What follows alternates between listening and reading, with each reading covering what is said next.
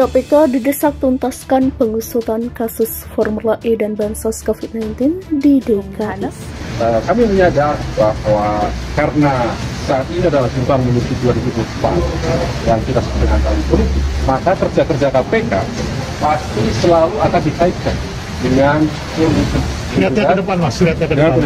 Tapi kami pastikan bahwa seluruh kerja-kerja program-program KPK yang bisa berkaitan dengan penindakan tidak ada kaitannya sama sekali dengan urusan politik, karena kami adalah lembaga penegak hukum.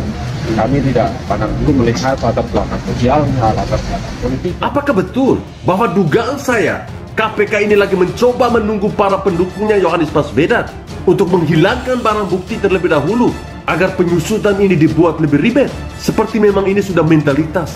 Kalau bisa lambat, kenapa harus cepat? Saya kira bukti yang amat jelas ini membuat KPK seharusnya bisa memfokuskan penyelidikan kebantuan sosial terlebih dahulu ketimbang hal-hal lain yang masih belum jelas barang buktinya. Atau jangan-jangan memang KPK sengaja membiarkan korupsi ini merajalela di DKI Jakarta. Berasnya sekarang kondisinya rusak, sudah menguning, busuk, dan ini pun kemudian membuat warga masyarakat mendesak KPK untuk mengusut ini. Kok bisa?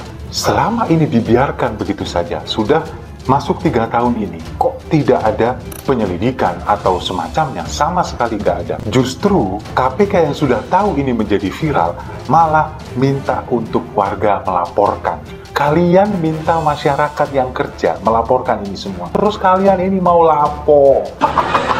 Mau cuma duduk, kalian cuma mau mengendus seperti kasus Formula E. Internal KPK masih banyak pendukung Yohanes. Saya nggak habis pikir bagaimana KPK ini bekerja dan sistem penanganan dan juga pemberantasan korupsinya seperti apa. Sampai-sampai masyarakat Indonesia yang menuntut dan mendesak agar Komisi Pemberantasan Korupsi ini bisa segera menangkap Yohanes yang merupakan dalang di balik Formula E yang anggarannya janggal. Sampai kepada kasus beras busuk yang merupakan bantuan sosial pada saat pandemi COVID-19 2020 kemarin. Baru-baru ini sejumlah pemuda yang mengatasnamakan aktivis anti korupsi Banten untuk Indonesia Bersih mendesak KPK kasus dugaan korupsi di pemerintah Provinsi DKI Jakarta. Di antaranya yakni kasus dugaan korupsi penyelenggaraan ajang balap mobil listrik Formula E dan juga korupsi bansos di DKI Jakarta. Mereka membentangkan spanduk sepanjang 6 meter meminta 2 kasus itu dituntaskan. Komjen Pol Firly Bahuri CS. Ahmad Fahri selaku koordinator aksi mendesak KPK tak gentar dalam mengusut dugaan korupsi di ibu kota saat masih dipimpin Anies Baswedan. Fahru mengaku aksi sudah dilakukan pada Jumat 20 Januari 2022 di Pandeglang, Banten. Fahru berharap lembaga yang selama ini diandalkan dalam memberantas korupsi di tanah air itu tidak membuat masyarakat kecewa dengan lambatnya menuntaskan dugaan korupsi di DKI. Fahru juga mengajak masyarakat mendukung kerja-kerja pemberantasan korupsi yang dilakukan KPK, sekaligus mengingatkan kepada pihak-pihak tertentu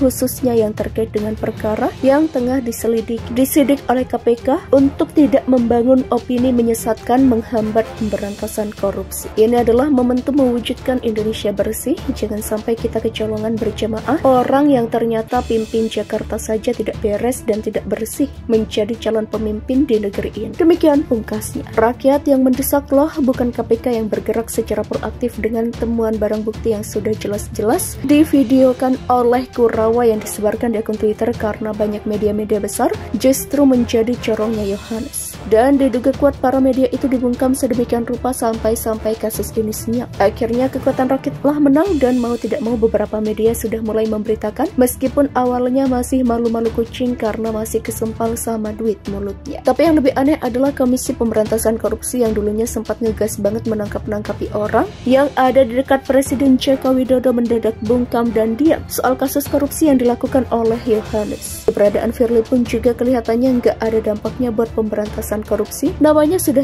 jelas bahwa KPK itu disingkat dari Komisi Pemberantasan Korupsi, bukan Perlindungan Koruptor. Saya bingung apa yang bakal dialihkan oleh KPK mengenai dugaan yang dilakukan oleh Yohanes terhadap mayoritas rakyat Jakarta yang butuh pertolongan saat pandemi kemarin.